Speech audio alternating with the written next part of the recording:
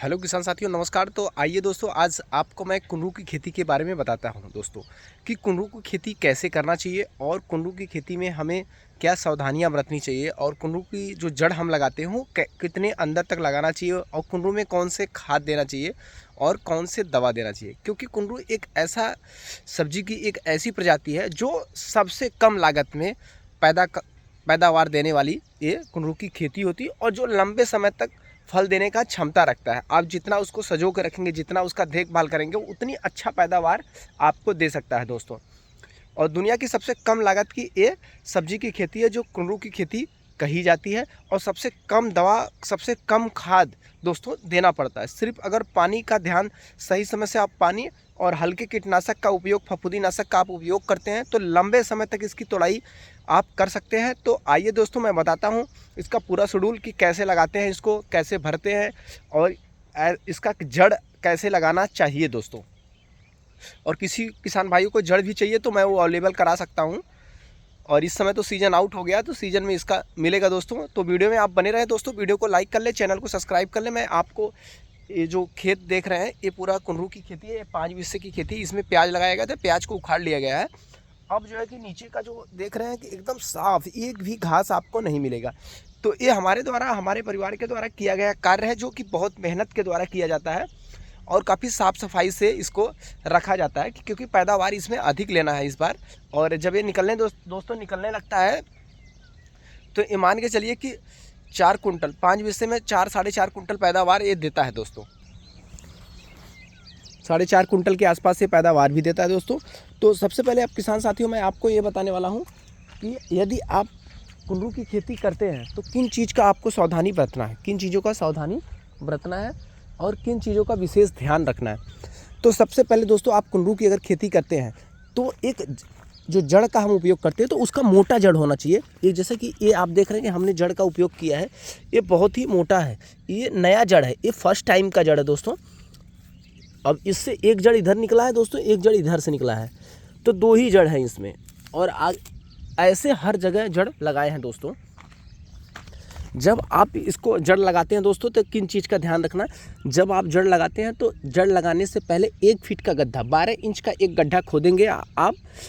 12 inch का एक गड्ढा खोद के उसमें देसी खाद, गोबर की खाद का उसमें डालेंगे, डाल के तो उसके बाद जड़ लगा के मिट्टी से तोप देंगे दोस्तों और हल्की हल्की सिंचाई कर देंगे।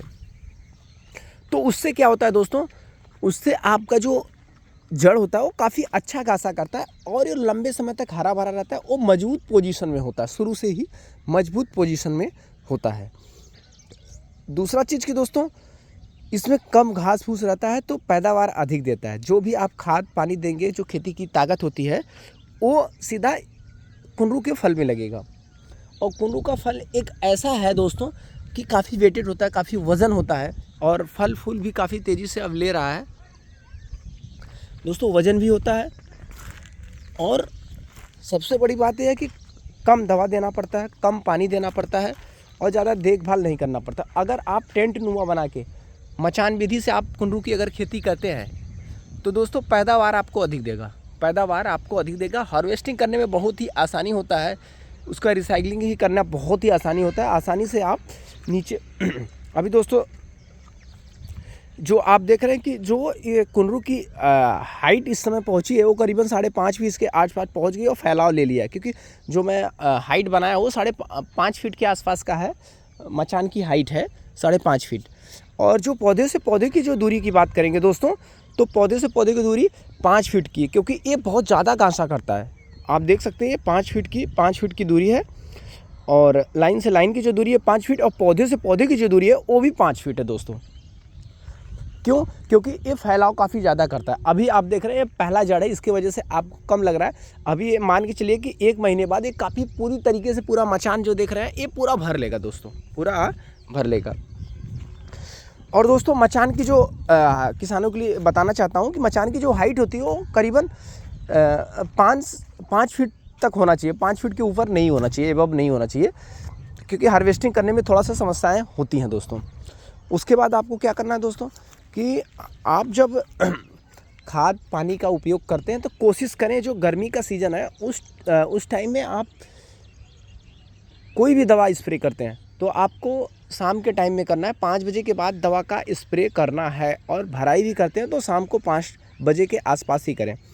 और दूसरी चीज़ कुंडरू की खासियत ये है दोस्तों कि इसमें गोबर की देसी खाद, सड़ी हुई खाद का अगर ज़्यादा से ज़्यादा आप उपयोग करते हैं तो आपको पैदावार अच्छा मिलेगा और पौधा लंबे समय तक हरा भरा रहता है।